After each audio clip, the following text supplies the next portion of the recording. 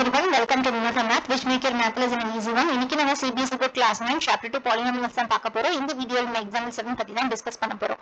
Before that factor theorem பத்தி தெரிஞ்சுக்க மேலே கார்ட் பண்ணி description link கொடுத்திருக்கேன், செக் பண்ணி பாருங்க. And now let's start.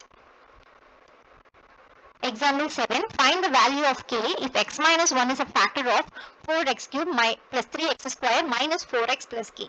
Okay, ஒரு polynomial நமக்கு இந்த இடத்துல கொடுத்துட்டாங்க. அந்த polynomial ஒரு unknown value இருக்கு, அது k. So அந்த k தான் நம்ம கண்டுபிடிக்கணும். First கொடுத்திருக்க polynomial p of x ன்னு எழுதிக்கோங்க. That is 4x cube plus 3x square minus 4x plus k. So இதுல இந்த k ஓட வேல்யூவை தான் நம்ம கண்டுபிடிக்கணும். நமக்கு இன்னொரு ப்ரூவ் என்ன கொடுத்திருக்காங்க, x minus 1ங்கறத இந்த பாலினாமியலோட ஃபேக்டர்னு கொடுத்திருக்காங்க. x minus 1ங்கறது இந்த பாலினாமியலோட ஃபேக்டர்னா x க்கு பதிலா நம்ம 1 ன்னு சப்ஸ்டிட்யூட் பண்ணும்போது நம்மளோட வேல்யூ வந்து 0 ன்னு கிடைக்கும். அதாவது p of 1 வந்து நமக்கு 0 ன்னு கிடைக்கணும். அப்படிதான் வந்து அவங்க கொடுத்திருக்க கன்சர்ன் x minus 1 ஃபேக்டர்னா அதுதான் அர்த்தம். சோ இந்த இடத்துல நான் x க்கு பதிலா 1 ன்னு சப்ஸ்டிட்யூட் பண்றேன்.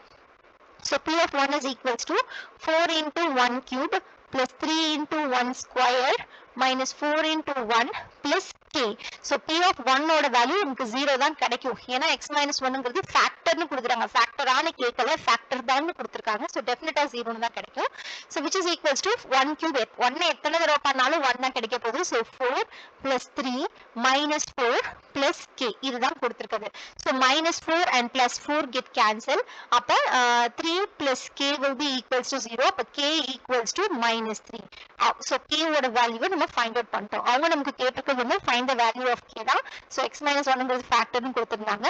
So அந்த ஃபேக்டர்னு கொடுத்திருக்க பாயிண்ட வச்சு அதோட வேல்யூ வந்து 0 தான் வரும்னு கன்க்ளூட் பண்ணி நம்ம k ஓட வேல்யூ minus 3 ன்னு சொல்லிருக்கோம். அப்ப நம்மளோட p of x பாலினாமியல் எப்படி இருக்கும் அப்படின்னு பாத்தீங்க அப்படின்னா p of x will be equals to 4x cube plus 3x square minus 4x minus 3 அப்படின்னு கிடைச்சிருக்கும். So hope you understand the sum clearly. If you still have any doubts, comment here, we will clarify. இதே example 6 பத்தி தெரிஞ்சுக்க உங்க லெஃப்ட்ல இருக்க video check பண்ணி பாருங்க.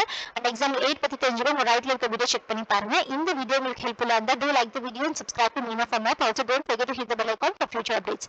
And maths customers video feel பண்றவங்க ஃப்ரெண்ட்ஸ்க்கு மறக்காம இந்த சேனலை ரெஃபர் பண்ணுங்க. Thanks for watching. Thank you.